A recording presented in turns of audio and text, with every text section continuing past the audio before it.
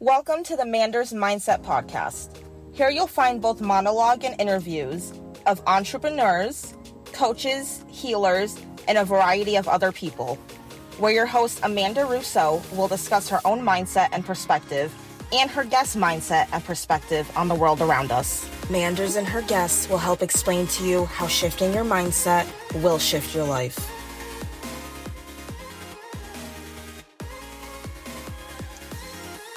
Welcome to Manders Mindset, where we explore the power of shifting your mindset to shift your life. As always, I'm your host, Amanda Russo, and I'm here today with Jeff Patterson. And Jeff has over 36 years of experience practicing and teaching the meditative and martial arts. He's the founder of Northwest Fighting Arts, Portland Tai Chi Academy, and the Yielding Warrior. And we are going to delve down his journey today. Thanks so much for joining me. Hey, thank you for having me. So that's a great bio, but can you tell us who Jeff is at the core? Yeah, I've been involved in the meditative and martial arts for 36 years. As a kid, I grew up in a small town and didn't have a lot of financial means. So I'd always wanted to do martial arts as a youngster, but I really didn't have the opportunity. And as a teenager, when I was able to get my first job, I made enough money to go to the local martial arts academy and started training. And it just kind of stuck and stayed with me. I'm a father of two. My son right now is a few months away from 17, and my daughter turns 15 next month. I just love spending every minute I can with them. They're both in wrestling right now, so I'm at all their matches at least 2 or 3 days a week. It's just fun watching them grow up and be dad. And then my second family is kind of here at my community in my academy and on my online program. I have students that have been here with me for 30 years. And so it's kind of like family here. That's beautiful. You said you wanted to get involved in it when you were a kid, but you weren't able to until you were about a teenager? Yeah. So what was that first job you got? Well, I've had a few jobs as a youth, but the one that enabled me to start training was at McDonald's, of all places. I worked there for a while, and that allowed me to get insurance so I could drive and get a membership at a martial arts academy. Okay. About how old were you? 16. So you were determined. Yeah. Now, how did that go once you started doing martial arts? You know, I started briefly, and then when I was 17, I joined the Marine Corps. And so I was immediately taken off down to San Diego and North Carolina.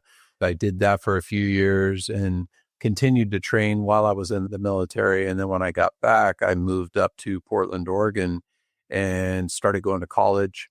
As I was going to college, I was teaching part-time and training at a local martial arts academy, and just kind of continued from there. So you started training at the academy, and that was post-college? Yeah, I was training before and after college and during college, and then I just kind of kept it going. After college was over, I started up my academy here with a training partner of mine, and I've been running it ever since here for a little over 30 years now. Did you know right along that you wanted to start your own academy? I didn't. I had a teacher back then who told me once that you want to create a life and not make a living. And my idea was going to college. I was going to go get some big important job and do something, important. And I started thinking about following my passion and what I really wanted in life. And even though I didn't think it could amount to much financially at the time, I said, I'd much rather be doing what I'm passionate about and really love than sitting behind a desk doing something that I didn't. So I just took a swing and stuck with it and stayed true to it. And it brought me to where we are today. Wow, that's amazing. Okay. And so you start the academy, and then from there, where'd you go? Well, I've been running the school here now for 30 years. I have students that have been here for a long time. I've got some that have been here since I started 30 years ago, and a lot in around the 20-year mark, and 15 and 10. I've just been building this community here. Now the academy pretty much runs itself. I come in because I like to be here and teach, but most of my creative energy is working on my online programs, writing books, working on my next book right now, and working with my teacher training program. And so you wrote a book, The Yielding Warrior. Can you tell us a little bit about that? Yeah, yielding is a very fascinating concept, and it's something that they use in both the meditative and the martial arts. And in my book, I break it down into 3 pillars of yielding. We have physical yielding, mental yielding, and emotional yielding. Physical yielding is the easiest one to understand, and it's the idea that I push you, you push me, whoever's the bigger, stronger person with the most leverage eventually is going to push the other person over. But rather than us trying to see who the bigger meathead is, with yielding, I get out of the way of your force, and now I can respond with less effort. So I'm not trying to butt heads with you and see if I'm bigger and stronger than you. Now, it's easy to see how this idea is beneficial in athletics, because it doesn't matter what sport you play, you're going to come up against athletes who are bigger, stronger, and faster than you are.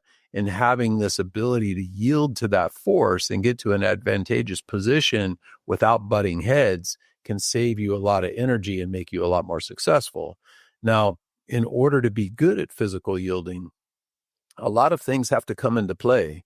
You need to be well rooted. The lower part of your body needs to be strong and flexible so you can change your central equilibrium without getting tight. The body has to be relaxed, the breath has to be calm, and the mind has to be present. While this may be a lifetime journey to really master these skills, from day one, by starting a meditation practice, we start to become more aware and in tune of these things that are happening inside of us. And this is where it starts to get very interesting, because not only do we see these things more clearly in ourselves, but we also start to see them more clearly in other people. And now we're moving into what I call mental yielding. So say, for example, you and I are having a conversation, and I say something that unsettles you, and I pick up on it from that first sign of imbalance. At this point, it's a lot easier to adjust the conversation and keep us in a happy place than if I'm not paying attention to that. And pretty soon I'm so far off track, you want to knock me upside the head. Learning how to use yielding in all of our interactions is extremely powerful. One, you're being more considerate, which is something that we could all do more of. And two, it allows us to be strategic, to guide conversations to a positive outcome with the least amount of resistance. And this is good in relationships and business and sales and negotiations. I mean, there's so many different ways we can apply this idea. Now, once you understand the mental side of yielding, then we move over into the emotional yielding. And emotional yielding is very much like mental yielding, but it's with your own interpersonal conflicts. So you think about, many times something will happen to us and we'll respond and we'll go down this path, and we might get an hour, a day, a week down that road and realize, but with yielding, if we could have taken a step back and been more present and not let our emotions get involved and be more settled when these things happen, oftentimes we can make more educated choices that save us a lot of heartache on the other side. And I've been explaining this idea of yielding now for many years. I've been running this academy here for 30 years now. And one of the most common things I'll hear people say is, yielding makes a lot of sense. In fact, I use yielding all the time. Well, I would agree in that I think everybody does some degree of yielding all the time. But it's, if you or I were to walk into a crime scene with a detective who's been on the job for 30 years, I guarantee you that person would see things about the series of events and the timeline that I know at least I would have no clue of. And the meditative arts helps us see things inside of ourselves and inside of other people that I truly believe that most people will go through life and never have any clue of without a practice like this in their life. So we had the physical yielding, the mental yielding, and emotional yielding. Now, how did you come up with these? Well, yielding is a concept that's been studied for thousands of years in the meditative and martial arts. And I've never had anybody break it down into physical, mental, and emotional yielding for me. This is just from a lifetime of practice and seeing how these arts applied and learning how they kind of fit into my life and how I use them. And so I thought that having these three pillars was an easy way to explain it to people where they could kind of grasp the idea and see the practical applications and see how it can really affect pretty much anything we do in life. It does make a lot of sense, like even like you said, everybody tells you it makes a lot of sense, but it does, those main areas. Now, how would you say this is different from other type of programs like this? Well, the idea of my book is different than my program. However, it's the same philosophy, but it's like one piece of building an evolving life practice with the meditative arts. So in the program, we learn how to, one, understand the different paths of a meditative practice. So I break it down into kind of 5 paths. There is more of the athletic path that teaches you how to be more in tune with the body, be more present, understand how to yield and control and to make those mind-body connections that improves our performance. These days, there's so many professional athletes that realize the benefits of meditation that, across the board in any sport you can think of, there's professionals that are using meditation to help improve their performance. Then we have the therapeutic path, and this is more geared towards your longevity and health and awareness. We're dealing with injuries. Then we have the medical side of the practice, and all of Chinese medicine is based off of Qigong theory, which has been around for thousands of years. Then there's the philosophical side of the practice. And then lastly, the meditative or spiritual side of the practice. And so once we have an understanding of these 5 different paths that we can follow, then we start integrating practices from movement meditative practices, from sitting practices, standing practices, from breath work, from philosophical ideas, and building an evolving life practice that fits your focus and what you're trying to accomplish. Now, how did you come to meditating? I got introduced to meditation in a bit of a off-center way in that I was a young guy. I was about 19 and I was very much into Western boxing. I liked the challenge of it. It was very difficult in the beginning and it was very fast paced and strategic. And it was just a lot of fun. And I was really resonating with it. I used to go to a boxing gym not too far here from my academy in Portland. For those of you that are listening that don't know this, they're run a lot different than your traditional style fitness classes. It's not where there's one teacher leading a group of students. Usually in a boxing gym, there might be 4 or 5 coaches, and each one of those coaches is rolling around and working with maybe a handful of fighters that they're focusing on. Well, at this one particular gym, one of the coaches that was there was a very well-known coach. He had created amateur and professional world champions, and I really wanted to get a chance to spend some time with him, but he had a full card and he wasn't looking to take on any new people. So I would always show up at the gym when I knew he was going to be there and work hard and try to get him to notice me. And I kind of followed him around for about 3 or 4 months. And finally, he started giving me some tips and working with me a little bit. And after about 2 or 3 weeks of him helping me out, he said something to me that changed my life forever. And that he said, if you really want to be a good boxer, you should start doing meditation and Tai Chi.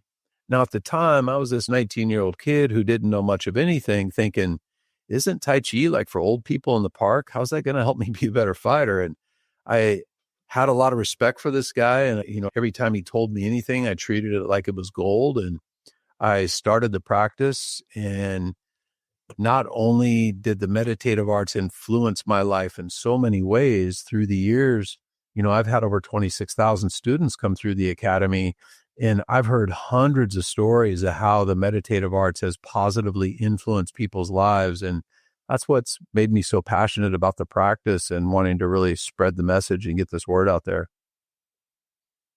Wow, you were pretty young, 19. Yeah. Did you develop a meditation practice from there? Well, I did. However, it was very amateur. I've been studying the meditative arts now for a long time, and it's just been growing and evolving. I've pretty much spent the majority of my career traveling around the world, training with teachers from all over and just seeking out the best people in all these different areas and trying to learn everything I can about the meditative arts so I can offer more to my students here and just for my own personal reasons as well. Do you meditate? Is that a Every day. Yeah. I have a morning ritual that I do. I haven't missed a day since I had hip surgery 5 years ago. It's just part of who I am. I don't miss it. I love that. How often do you think people should meditate? I think everybody should meditate every day. I think that it's really easy practice to integrate into your life. And what I've found, one of the most common things people will say is that I don't have time to meditate. I'm too busy. And, you know, what I see, and there's a couple things to that. One is look at all these high power executives and CEOs that are using meditation to deal in these high stress environments and find value in the practice.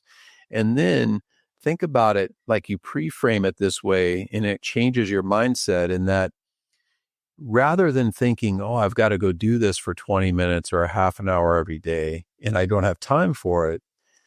If you do this, what I've seen happen over and over again is people start being able to focus more and be more present and be more productive because of that shift that happens, spending maybe a half an hour a day meditating, but they end up getting more done because they're more focused and more productive. So I've never seen it be something that gets in the way of somebody's lifestyle if they wanted to integrate this practice into their life.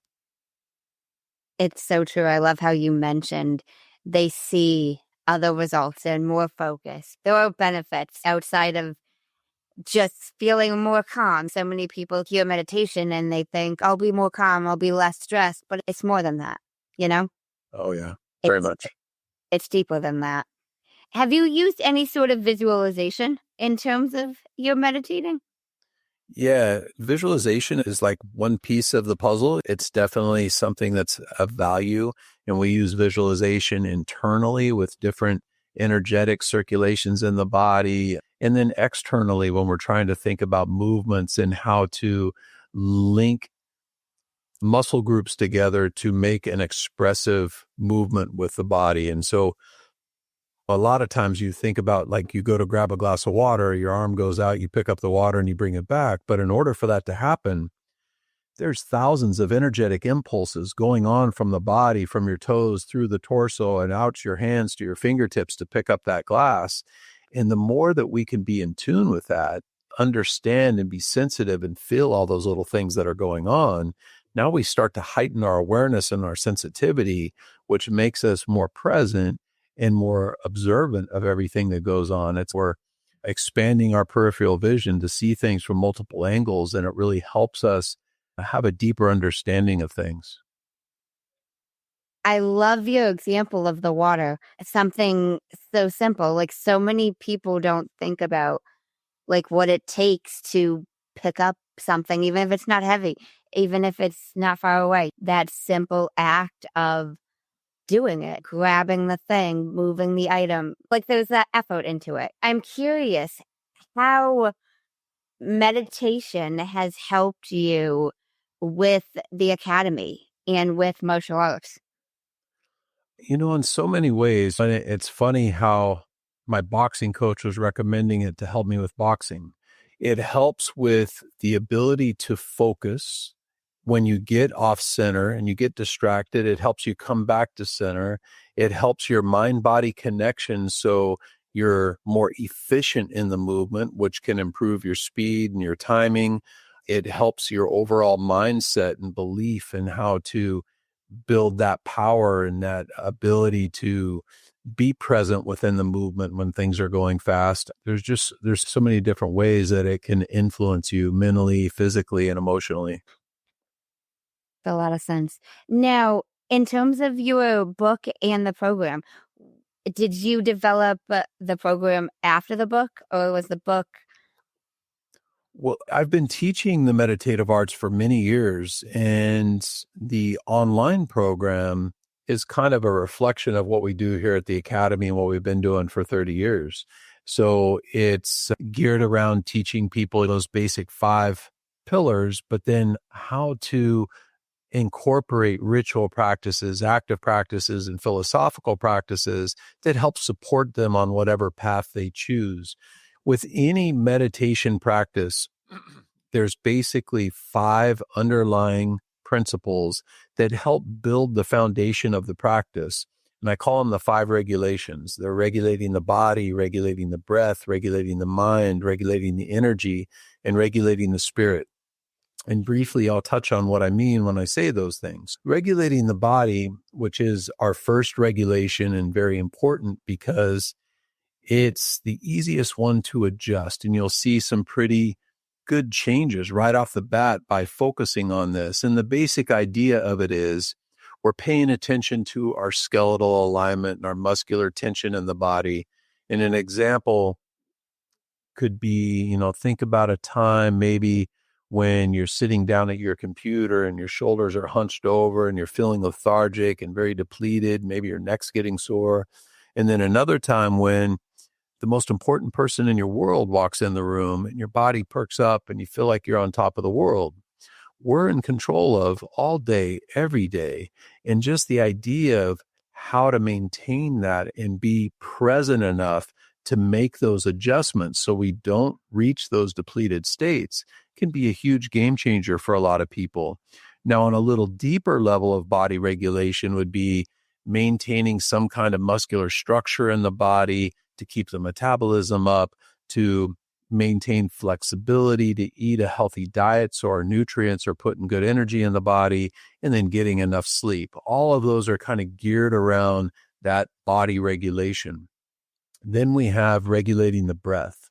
And regulating the breath is a very deep topic. And in fact, Qigong is often referred to as the science of the breath because there's literally hundreds of different breathing strategies.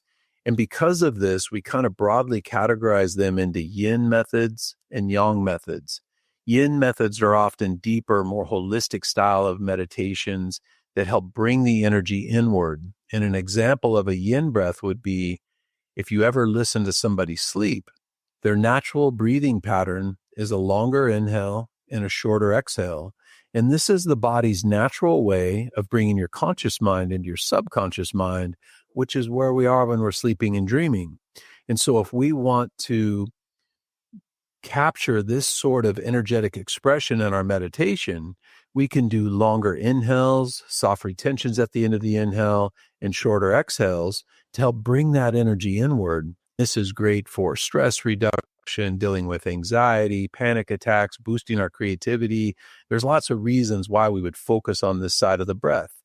Then there's the yang side of the breath, and it's more aggressive. It's if you ever had to push your car, or you pick up something heavy, your natural instinct is to exhale and put tension in the breath, maybe even make the breath audible. And this helps generate energy and extend it outward. So when we start understanding how to use the breath and the different ways that we can control it, we can use it to adjust our physical, mental, and emotional states throughout the day. Then the third regulation is regulating the mind. And one of the other misconceptions I hear from people is that they'll say, I've tried meditation before, but I just wasn't any good at it. I couldn't quiet my mind. And somewhere along the way, people got this idea that in order to be good at meditation, you have to reach this state of nirvana and be in this blissful place where nothing bothers you. Well, that couldn't be further from the truth, and nobody can reach this place indefinitely.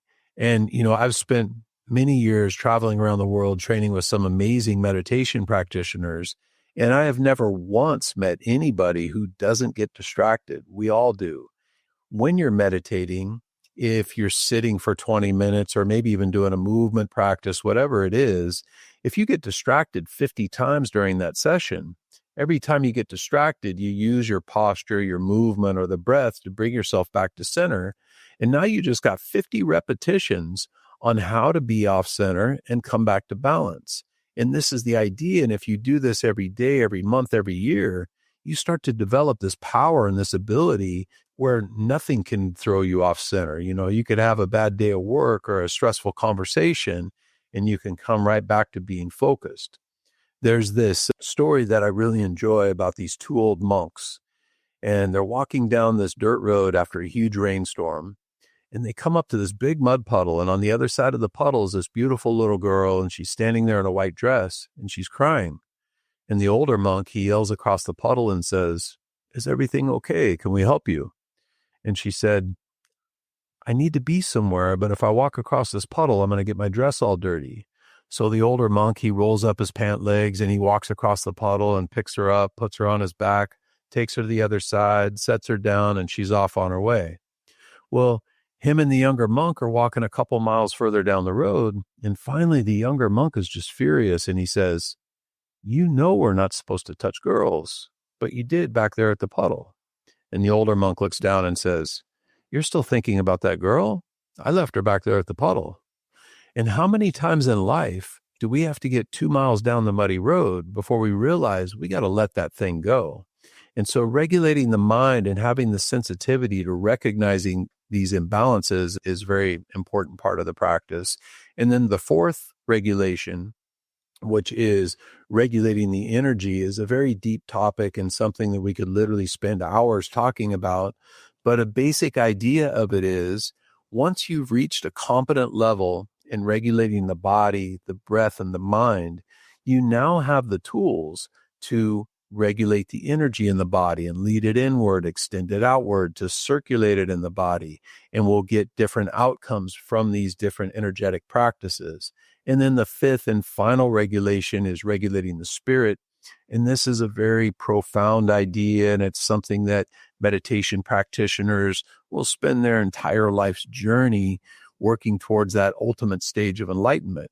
But when you understand these basic 5 regulations and how they apply to everything we do in life, you can see by cultivating this practice, it can really affect anything we do. Now, did you come up with these 5?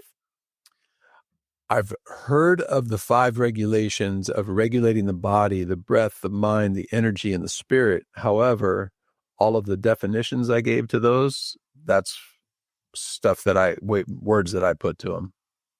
Ah. And now you mentioned, in terms of the story with the monk, where did you hear that story? I heard that story from one of my longtime Qigong teachers. I used to love the way he taught because he would always teach in stories. And I've kind of incorporated that into my teaching style because I always just resonated so well with it, because they have these strong life lessons behind them, but you remember them because it kind of leaves an imprint on you. It does. It resonates with me a lot. Even like the younger monk was like, "Why'd you touch the girl?" And he's like, "I left her way back there." That's so true for so much in life. That's a lot of us are carrying stuff with us, thoughts, feelings, emotions, whatever it may be. That why didn't you leave it back there? Why didn't you set it down? Now, you say there's 3 types of meditation. Can you tell us a little bit about those? Yeah, so you're asking about kind of the 3 pillars. There's many different types of meditation, but I think you're referring to what we call ritual practices, which is one pillar, active practices, and then philosophical practices. Ritual practice is when you set time aside every day and you shut off the videos, you're not listening to any audios, you're turning your focus inward. And it could be in a sitting meditation, in a Tai Chi form, and a yoga practice, and a Qigong set. There's many ways that we could do a ritual practice. Then there's active practices, and these are great because, it doesn't really make any sense if you meditate every day and you feel all at peace for 20 minutes or an hour or whatever that is for you. And then the rest of the day, you're off-centered and distracted. And so understanding how to integrate things into the day that help keep us focused and kind of living the lifestyle of a meditation practitioner rather than doing it as a hobby. And so these active practices are great because You can do them when you're walking down the street or standing in line at the grocery store, and they can be done in 60 seconds. They could be done in 3 minutes.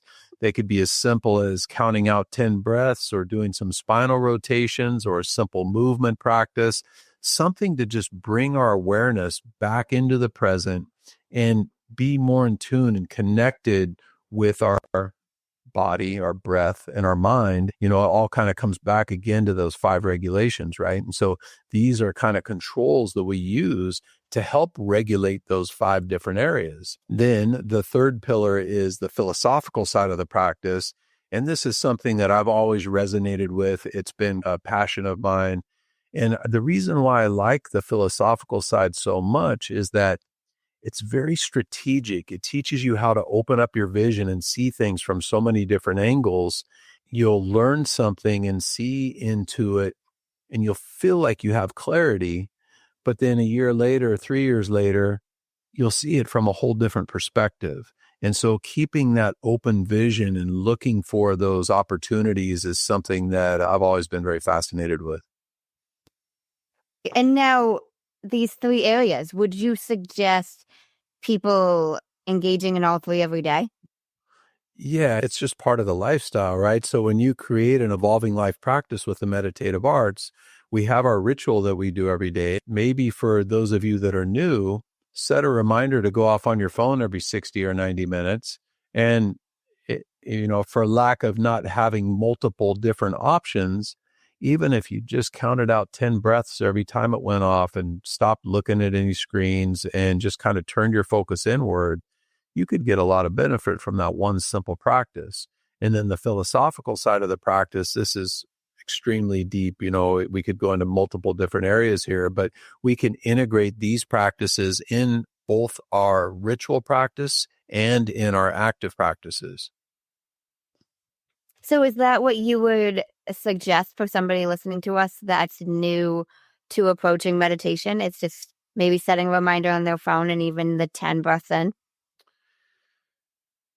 Oh, I'm glad you asked that question, because for me, teaching for so many years, one of the hardest, most difficult things I've faced when teaching is getting students to be consistent with the practice and make this a life practice so they can really receive the benefits that the meditation has to offer. And so I've broken down 3 kind of concepts that I have people consider when they're coming to the practice or wanting to improve their practice, that helps them find a deeper seat or a deeper place to come from where it will help them be more successful with their training. And the first one is have them spend a little bit of time thinking about why they're being drawn to the practice. What do they want to accomplish by having meditation in their life? And when they have an idea of that, then think about 10 or 20 things in their life that are going to be positively changed by accomplishing this goal. Maybe it's going to change your mindset or your relationships or your health or whatever that is for you. And then flip the coin and think about 10 or 20 negative things that are going to be negatively affected if you don't do this. And what this does is it helps give you fuel. So, we all face this. Tomorrow morning, the alarm goes off and you're like, I'll hit the snooze button. I'll do my practice tomorrow. I'm a little tired today. But if you have that something pulling you towards the practice, it gives you a lot more desire. And now you start looking at it as something you get to do and get excited about, rather than a chore that you have to do every day. And so having a good, strong why is important. The second thing is understanding consistency. And I have another story for you with this idea. And it's about this ancient stonecutter from China who was very well known across the lands. He created these big animal sculptures and landscape scenery and just made this beautiful work. Because he was so well known, he would have apprentices from all across the land come to train with him and live with him for a few years at a time to study from him and try to pick up his trade. Well, this stonecutter every day, he used to go down to the river and meditate. And one day after his meditation, he was walking along the river and he had this very detailed vision of this beautiful 6-foot tall mystical Chinese dragon made out of jade. And he was so taken by this vision that he decided this was going to be his next project. And you can imagine trying to find a piece of jade this size was no easy feat. So he spent the next few months traveling around looking for the perfect stone to create this dragon. Finally, he found the stone. He brought it back to his shop. And for the first few days, he just studied the stone and felt the energy from the rock and tried to envision how this dragon would come to life out of the stone. Finally, when he started working on the stone, he grabbed his chisel and his hammer, and he found one specific spot on the backside of the stone, placed the chisel, and started tapping away at the stone. Hundreds, if not thousands of repetitions, day after day. A few days go by, nothing happened. A few more days go by and thousands more taps on the rocks every day. And finally, some of his apprentices were kind of second guessing him, wondering if he was doing the right thing or why he didn't try something else. A few more days went by and thousands more taps. And then finally, this big section of the stone broke off the back and created this smooth, slightly curved line that was soon going to be part of the dragon's back. And one of his apprentices said, "How did you know that tap was going to break the stone?" And the stonecutter said, "It wasn't that tap that broke the stone. It was the thousands of taps before it that broke the stone." And with a little bit of a discouraged look on his face, the apprentice said, "But I've been watching you and nothing was happening. There was no cracks, no marks, nothing was going on the stone. Why didn't you try something different? Why keep doing the same thing?" And the stonecutter got down on one knee and he felt the smooth line that he just created as part of the dragon's back. And he said, each strike was not wasted. The stone was changing beneath the surface. And often what we do, we can't see with the naked eye. And through consistency and repetition, not only does the stone change beneath the surface, but the one who wields the hammer often reaps the benefit of the change as well. And the reason why I like this story so much is that in the meditative arts, we're doing these breathing strategies, we're doing sitting practice, movement practices, we're studying philosophical concepts. And oftentimes we don't see these changes happening day to day, but we're setting the foundation and we're making those changes beneath the surface that bears many fruits for later days to come. And so having this idea of consistency is the second thing that you want to think about. And then the third thing for a new student coming to the practice, and this is very important, is you need to find a guide. You know, the meditative arts is such a deep practice. I've been studying for 36 years and I'm still learning all the time. I'm nowhere near the master. And if you think that you're going to go out on YouTube and sift through the millions of videos and figure out how to start a meditation practice on your own, you're going to waste so much time. I've literally had students come into the academy who have been self-taught and they've been training 15, even 20 years. And they'll see somebody who's been under guidance for 12 months and get a little discouraged because they're further along in their practice because they've had some direction. So, you know, your time is valuable. Find somebody to help point you in the right direction. And if you do those three things, if you find a good solid why, you understand the importance of consistency, and you have a guide to kind of help you navigate, you'll really increase your chances of being successful with the practice. That makes a lot of sense. Well, thank you so much. I really appreciate you speaking with me. Have you heard of a man named Jay Shetty? No, I haven't. So he's got a podcast called On Purpose. He's actually a former monk. He wrote a book, he's a motivational speaker, but he ends his podcast with 2 segments, and I incorporate them into mine. First segment is the many sides to us. There's 5 questions, and they need to be answered in 1 word each. What is one word someone who is meeting you for the first time would use to describe you as? Focused. What is one word someone who knows you extremely well would use to describe you as? Discipline. What is one word you'd use to describe yourself? Considerate. What is one word that if someone didn't like you or agree with your mindset would use to describe you as? Difficult. What is one word you're trying to embody right now? Yielding. Second segment is the final 5, and these can be answered in a sentence. What is the best advice you've heard or received?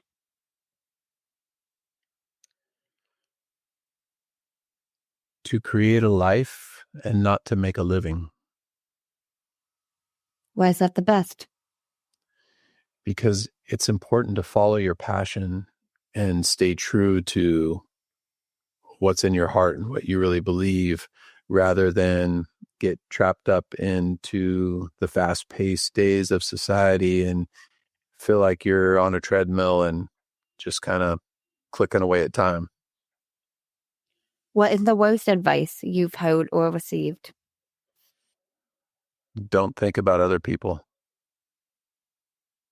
What is something that you used to value that you no longer value? Riding motorcycles. If you could describe what you would want your legacy to be as if someone was reading it, what would you want it to say? Someone who was a compassionate leader and helped millions of people. If you could create one law in the world that everyone had to follow, what would it be? And I want to know why.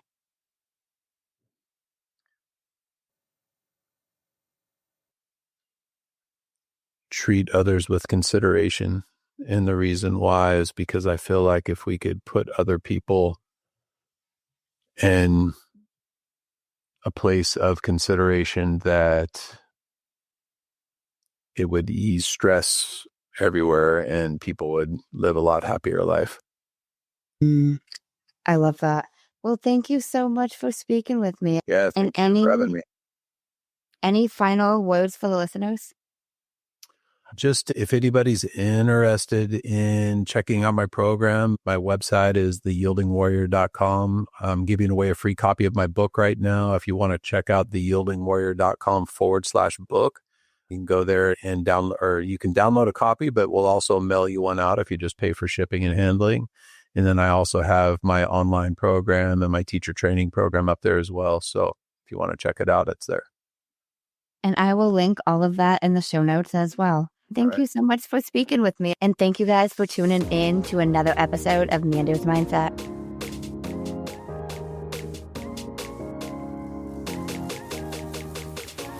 In case no one told you today, I'm proud of you. I'm rooting for you. And you got this. As always, if you enjoyed the show, I would really appreciate it if you would leave me a 5-star rating, leave a review, and share it with anyone you think would benefit from this. And don't forget, you are only one mindset shift away from shifting your life. Thanks, guys. Until next time.